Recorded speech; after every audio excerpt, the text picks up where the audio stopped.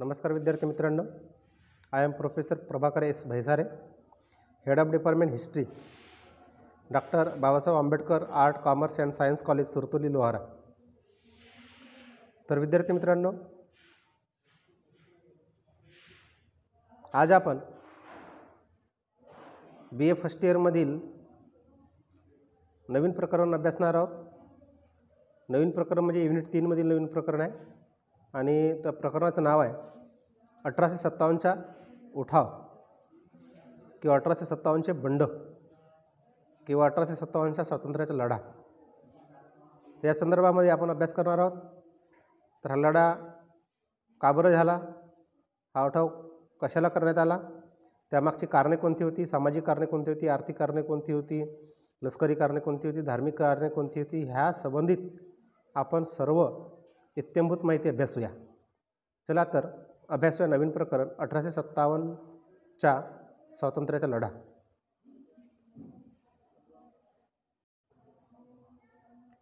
तर विद्यार्थी मित्रांनो, 1857चा जो स्वातंत्र्याचा लढा होता किंवा स्वातंत्र्याचे युद्ध आहे, तर या युद्धाचे किंवा स्वातंत्र्य युद्धाचे स्वरूप आणि व्याप्ती लक्षात घेता परकीय ब्रिटिश राजवटीच्या विरोधामध्ये भारतीयांनी केलेले हे पहिले स्वातंत्र्य युद्ध होते असे म्हणणं उचित ठरेल. परंतु माझे मत याबाबतीत अपवाद आहे. ते कसे मी सामोरं त्याचं स्पष्टीकरण देणार आहे. तर दुसऱ्या महायुद्धाच्या काळामध्ये जे नेताजी सुभाषचंद्र बोस आहेत, त्यांच्या आझाद हिंद सेनेने दिलेला लढा हे भारतीयांचे दुसरे स्वातंत्र्य युद्ध होय असं सुद्धा म्हटलं जाते. कारण त्यांनी ब्रिटिशांच्या विरोधामध्ये आझाद हिंद फौजेच्या माध्यमातून लढा दिलेला होता आणि 1857च्या स्वातंत्र्य युद्धामध्ये परकीय ब्रिटिश राजवट जी होती त्यांच्या विरोधामध्ये भारतीयांच्या मनामध्ये खदखदत असलेला असंतोष आहे. हा असंतोष 1857च्या उठावाच्या वेळेस बाहेर निघाला आणि ह्या असंतोषाला जर बघितलं तर राजकीय, आर्थिक, सामाजिक, धार्मिक, लष्करी कारणांची दीर्घ अशी पार्श्वभूमी आपल्याला आढळते. आणि ब्रिटिश राज्यकर्त्यांनी सुरू केलेले जे अन्याय धोरण होते, त्याचप्रमाणे आर्थिक शोषण होते. एवढंच नाही तर ख्रिश्चन मिशनऱ्यांच्या हिंदू मुस्लिम धर्मविरोधामध्ये संतापजनक कारवायांच्या बाबत, तसेच ब्रिटिश तथाकथित आधुनिक प्रशासन व्यवस्थेबाबत, ब्रिटिश राज्यकर्त्यांच्या उद्दाम, अहंकारी, विधिनिषेधशून्य वर्तणुकीबाबत, तसेच वर्षानुवर्षे भारतीयांच्या मनात डाचत राहिलेल्या असंतोषाच्या ज्वालामुखीच्या विस्फोटाची ती परिणिती होती 1857चा उठाव किंवा 1857चा लढा. तात्कालिक कारण जर बघितलं या लढ्याचे, तर काडतुसाचे कारण हे केवळ तात्कालिक निमित्त होते असं आपल्याला आढळते. परंतु या उठावाच्या मागे खूप मोठी पार्श्वभूमी आपल्याला आढळते आणि त्याचा अभ्यास केल्याशिवाय आपल्याला हा उठाव समजणार नाही. म्हणून आपण पहिल्यांदा 1857च्या उठावाच्या कारणांच्या संदर्भामध्ये बघणे आवश्यक आहे किंवा त्याचा अभ्यास करणे आवश्यक आहे. तर त्याला विविध कारणे होती आणि ज्यावेळेस 1857चा उठाव झाला आणि त्याच्यानंतर त्याची दखल मात्र ब्रिटिश पार्लमेंटला सुद्धा घ्यावी लागली आणि शेवटी ईस्ट इंडिया कंपनीचा कारभाराचा गाशा गुंडाळावा लागला किंवा ईस्ट इंडिया कंपनीची राजवट भारतातून समाप्त झाली आणि ब्रिटिश पार्लमेंटची राजवट मात्र सुरू झाली. तर बघूया या उठावाच्या मागे कोणकोणत्या प्रकारची आणि कशी कारणे होती. तर त्याच्या संदर्भामध्ये आपण सर्वात पहिल्यांदा राजकीय कारणे बघू. राजकीय कारणे आहेत. त्याच्यामध्ये पहिला मुद्दा आहे राजकीय कारणे. राजकीय कारणामध्ये भारतातील अस्थिर परिस्थितीचा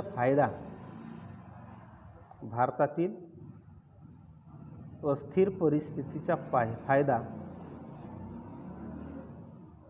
ह्याबाबत आपण माहिती बघू. तर 1757मध्ये प्लासीच्या लढाईतील विजयाने, म्हणजे प्लासीच्या लढाईमध्ये जो विजय मिळविलेला होता कोणी? रॉबर्ट क्लाइव्हने विजय मिळविलेला होता आणि त्यांनी बंगाल प्रांतात नंतर ब्रिटिश सत्तेची पायाभरणी केली रॉबर्ट क्लाइव्हने. आणि 1765चा अलाहाबादचा तह झाला. तर अलाहाबादचा तह झाल्यामुळे बंगाल, बिहार आणि ओरिसा प्रांताचे दिवाणी हक्क मात्र ब्रिटिशांना मिळालेत. 1700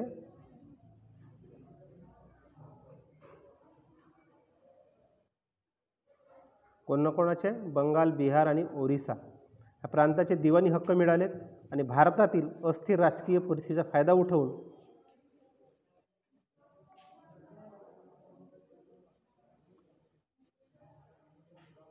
एका शतकाच्या कालावधी म्हणजे 100 वर्षाच्या कालावधीमध्ये ब्रिटिशांनी एकामागून एक असे भारतीय सत्ता नष्ट केल्यात. आणि ह्या बाबतीत लॉर्ड वेलस्लीचे फौजेचे धोरणसुद्धा कंपनीला अत्यंत उपयुक्त ठरले. त्या प्रमाणामध्ये भारतीयांच्या बाबतीत ते धोरण मात्र मोठ्या प्रमाणामध्ये शोषणाचे ठरले. तर हा अस्थिर राजवट किंवा अस्थिर परिस्थिती निर्माण करून त्या माध्यमातून भारतीयांचे शोषण करण्यात आलेले होते आणि हा एक कारण होता 1857च्या उठावाच्या लढ्याला. त्यानंतर आहे दुसरा कारण, संस्थाने खालसा करणे. तर दत्तक विधाने नामंजूर आपण ह्याच्या अगोदरच लॉर्ड डलहौसीच्या बाबतीत प्रकरण अभ्यासलेलं आहोत. तर दत्तक विधान नामंजूर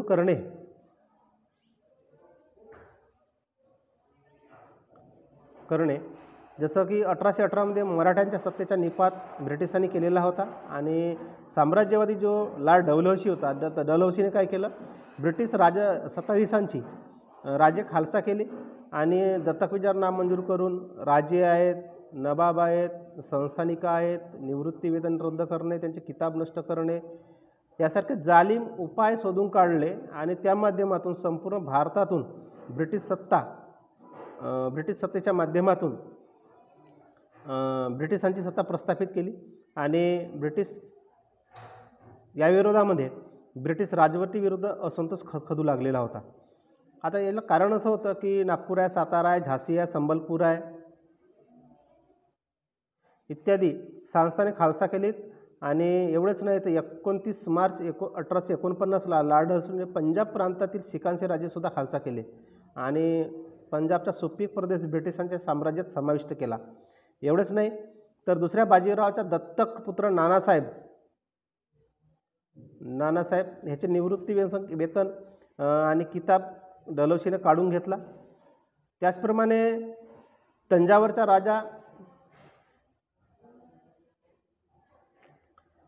तंजावरचा राजा जो सरफोजी आणि कर्नाटकचा नवाब मोहम्मद हे दोघेही निपुत्रिक मरण पावलेले होते आणि त्याच्या परिवाराचा कोणत्याच प्रकारचा काडीचाही विचार न करता डलहौसीने त्यांचे शासकांचे पद रद्द तर केलेच, पण सोबत वर्षासनसुद्धा रद्द केले. त्यांना मिळणारी जी वर्षासन होती म्हणजे पेन्शन होती ती सुद्धा बंद केली.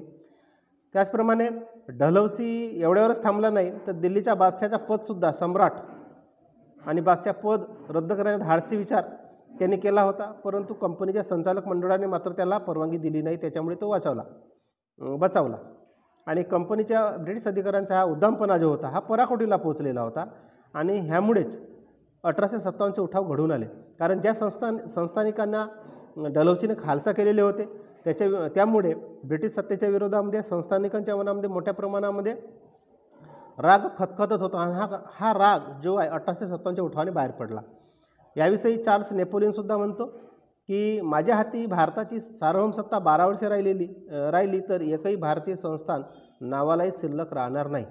अशा प्रकारे त्याचं स्टेटमेंट आपल्याला बघायला मिळतात. किती उद्दामपणाचे स्टेटमेंट होते. याच्यावरून आपल्याला लक्षात येते की ह्यामुळेच ब्रिटिशांच्या विरोधामध्ये जो असंतोष होता असंतोष खतखतत राहिला आणि 1857च्या उठावाला बाहेर पडला.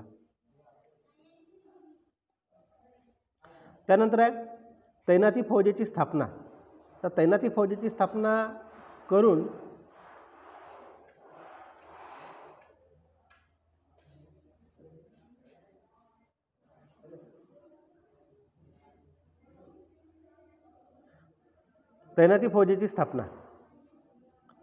तर हैदराबादचा निजाम जो आहे ते हैदराबादच्या निजामासारखे व्यक्ती तैनाती फौजेच्या माध्यमातून जेरबंद करण्यात आले आणि जे काही भारतीय शासक शिल्लक होते त्यांनी ते आपले स्वातंत्र्य आणि सार्वभौमत्व गमावून बसले, कारण तैनाती फौजेच्या माध्यमातून ज्या काही अटीशर्ती तैनाती फौज स्वीकारणाऱ्या राजाला ॲक्सेप्ट कराव्या लागत होत्या, त्यामुळे ते आपले स्वातंत्र्य आणि सार्वभौमत्व गमावून बसत असत आणि आपलं राज्य गहाण टाकल्यासारखं करत असत. आणि ही तैनाती फौज जी आहे, तैनाती फौज लॉर्ड वेलेस्लीने भारतामध्ये लागू केली आणि त्या माध्यमातून सुद्धा मोठ्या प्रमाणामध्ये भारतामध्ये साम्राज्य विस्तार घडवून आणलेला होता. आणि तैनाती फौज स्वीकारलेल्या राजांना, त्याच्या पदरी असलेल्या भारतीय सैनिकांना आणि पूर्वीचे जे राज्य होते, वैभव होते, सत्ता हे गमवावी लागली. शेवटी ते लयास